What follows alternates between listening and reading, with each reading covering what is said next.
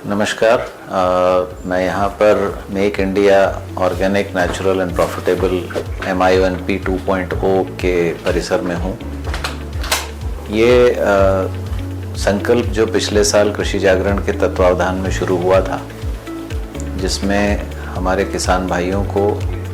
Policy makers को और इस क्षेत्र में काम करने वाली विभिन्न कंपनियों को एक प्लेटफॉर्म पर लाने का काम कृषि जागरण ने शुरू किया। इसमें काफ़ी प्रगति हुई है पिछले वर्ष में। पिछले वर्ष जब इस संकल्प को शुरू किया गया था तो काफ़ी लोग यहाँ पर एकत्रित हुए और इसके ऊपर एक विशेष चर्चा हुई थी, जिसमें ऑर्गेनिक और नेचुरल की तरफ जाने वाले किसानों के सामने क्या क्या समस्याएं आ रही हैं या उनको किस कारण से वो इस दिशा में नहीं बढ़ पा रहे हैं, उसके ऊपर चर्चाएं हुई। और उसको किस तरीके से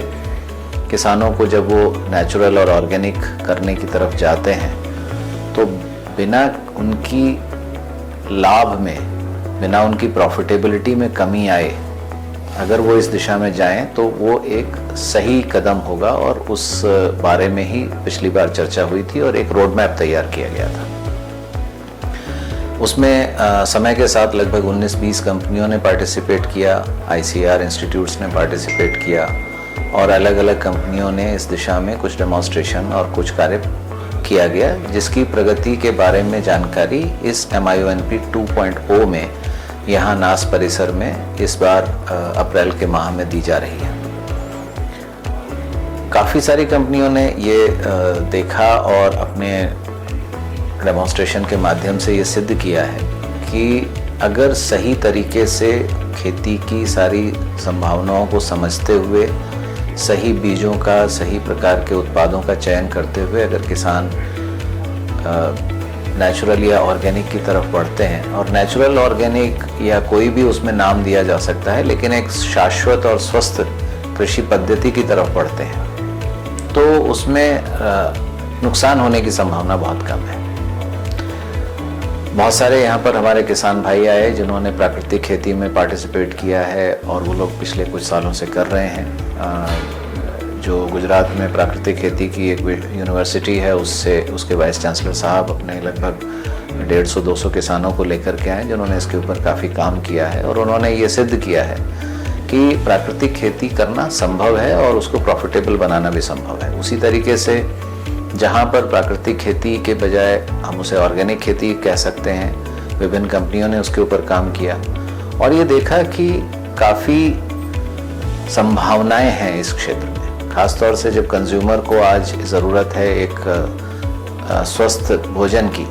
और उस दिशा में इस प्रयास की एक आवश्यकता है। सामान्यतः ये देखा गया है कि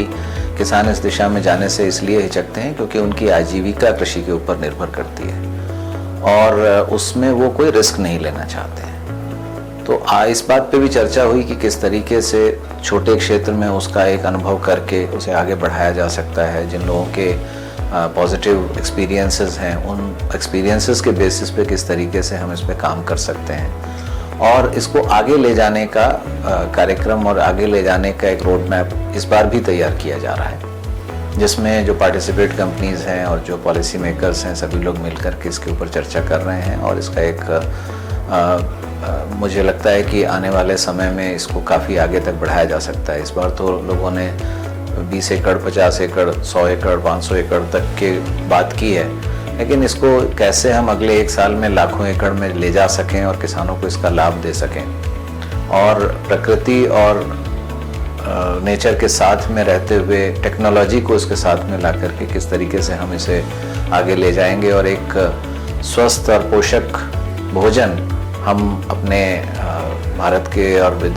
विश्व के सभी लोगों को दे पाएंगे। मुझे लगता है कि इस दिशा में काफ़ी अच्छा प्रयास है और आगे आने वाले समय में इसके सफल होने की बहुत संभावनाएं हैं। धन्यवाद।